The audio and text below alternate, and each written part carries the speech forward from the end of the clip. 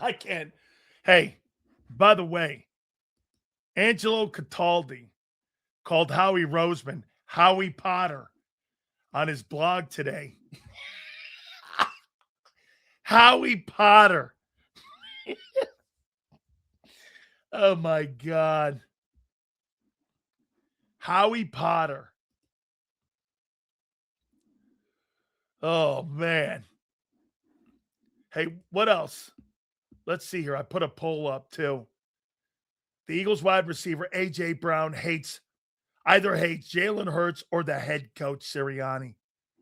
I say it's the quarterback. Who you thinking?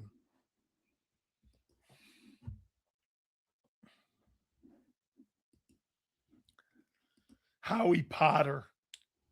At this point, both situations hurt Super Bowl windows. Yes and yes. DFW turning into a good one. It would have been hilarious to see if AJ would have reenacted T.O. doing push-ups in his driveway. Hey, my friend, DFW, when the dude gets traded and he gets off the airplane and he starts doing push-ups, I could only hope.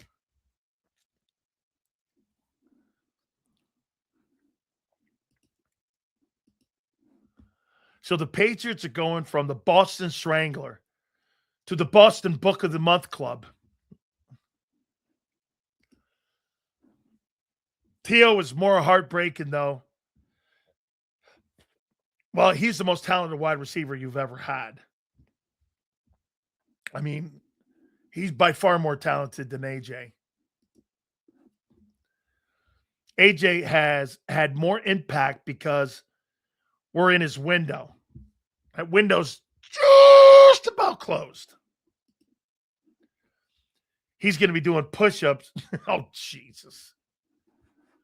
On Diana Rossini. By the way, she got validated and basically vindicated. Her story's not wrong.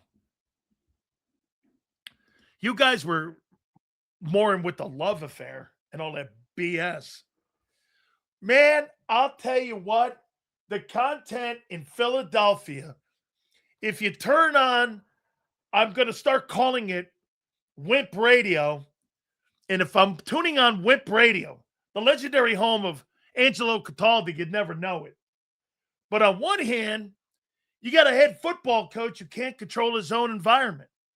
You got a guy sending out tea leaves with a former coach that just got fired 8 weeks ago. And then you have now A.J. Brown officially going through the media, I guess, and Jimmy Sexton, that this deal is already done. I told you this in January. It's conditional 2 that could become a 1. All right. So we're gonna start this out here. Dude, you got to go over to angelocataldi.com. Okay. Howie Potter is absolutely one of the best headlines I've ever seen. And without further ado, draft week, 4 days away.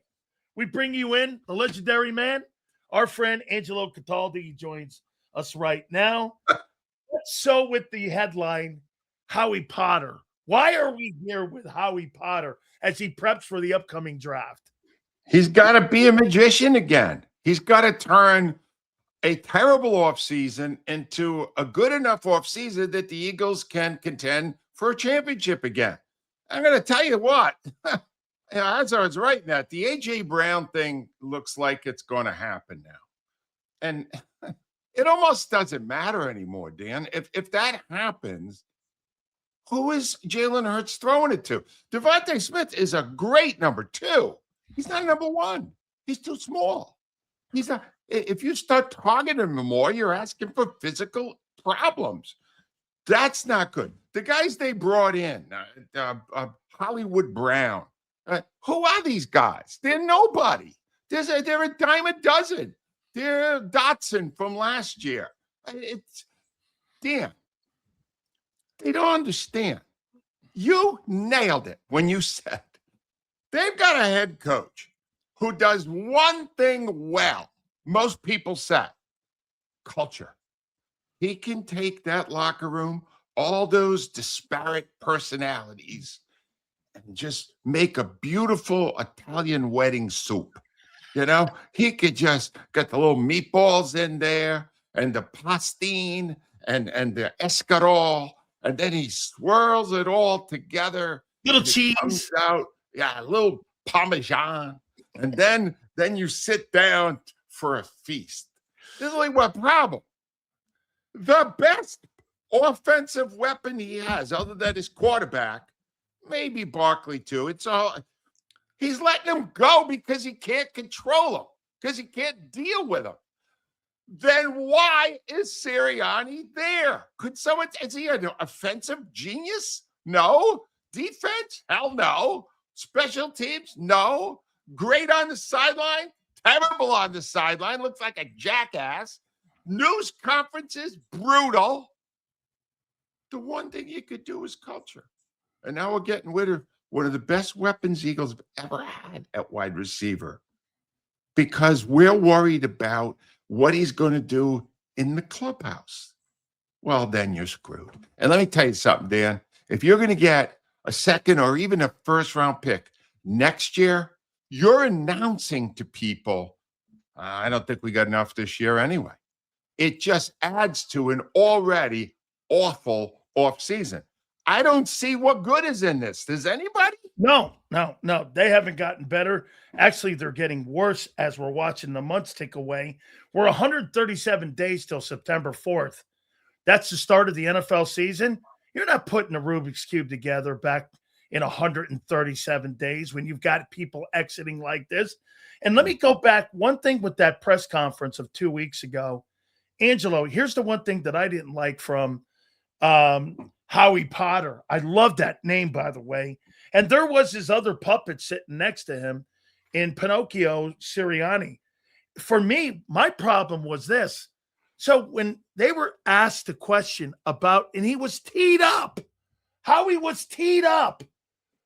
You don't communicate with your player face to face. I'm paraphrasing here. You communicate through the media. That seems to be, he goes, I'm very disappointed, and it's unfair that people would think we don't talk to our players. Well, wait a minute. You didn't say the articles were wrong. I mean, you didn't fight the article and back your quarterback. So my question to you would be this, Angelo. Are the Eagles starting this like divorce process here where they're moving here and you could have teed it up and went, that's unfair to Jalen. Unfair to the front office? Who cares what you think? Yeah. You tell me how you read that. Maybe I'm reading it wrong. No, the story that kind of poisoned the well here, the story that really put Jalen Hurts in a bad light, the source for that story was Kevin Patullo. Now, do I know that for an absolute fact? No, it's just logic. All right. Who benefited from that story? Only one person, Patullo. Understand?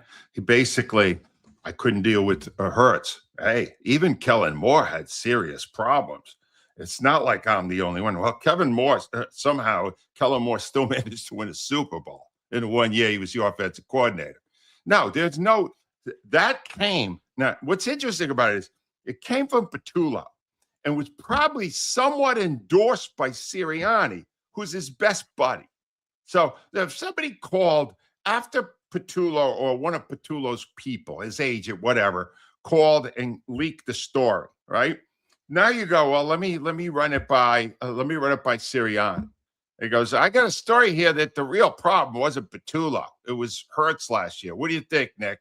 Well, just between us, Jalen had a rough year. He would have supported Patullo. There's no question in my mind he would have. He's best buddies with Patullo. But what about this one too, Angelo? I added this to that. What about also the way that Stoutland was pushed out the door? Maybe he put a rubber stamp on that Patullo story too, because he could have went just like this and said, hey, listen, I mean, working with these guys here, it's not Patullo, it's Nick. No, I don't think so. I'm going to tell you why. Because you got to understand that during the season, Stoutland got demoted and lost the run game management. He lost that to Patullo and Sirianni, but really to Patullo, because Sirianni doesn't call plays. He lost it to Patullo. That was the day Stoutland said, I'm done here. You understand? This guy doesn't have a clue what the hell he's doing, and they're giving him more authority at my expense. And all I did was create the best offensive line in the history of the Philadelphia Eagles and one of the best in the NFL. And the thanks I got was to get a demotion in honor of that man. People totally let that story slip there. They didn't do enough with that. When you're Stoutland and you have this great body of work and somebody disrespects you, bleep them. That's the end of it. And that was where it ended. No, Stoutland's doing nothing to endorse this attempt to make Patullo into something he is not, which is an intelligent football mind. He's not. They're still trying. Do you believe after the fact they're still trying to create this bullshit? That Patullo knows what he's doing? Here's the problem. I watched every play of every game. I did one thing more than any other as a fan this year. Scream at the TV, why are you calling those plays? Why are you, right to the last play, 4 verts straight down the field. Why are you calling that play? And they even took the final play and put it in Hurts's hands. They went, well, look closely. And Hurts comes over to the sideline and he says something to Patullo. Then Patullo announces what the play is, and I'm sure it's what Hurts told him. It's Hurts's fault. No, it's not. The offensive coordinator has authority over what to call. You understand?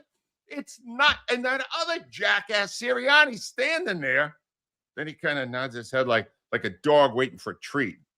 And it's like, and you go, no, there's nobody running this. No one knows what they're doing over there, and they're waiting for Hurts. If they deferred to Hurts on that call, shame on them. They're the coach. They're the offensive coordinator. It's their responsibility on the final, most important play of the season to get the right play in and not to ask the quarterback to do it. This is all putting it on Hurts at the expense of coaches who don't know what they're doing.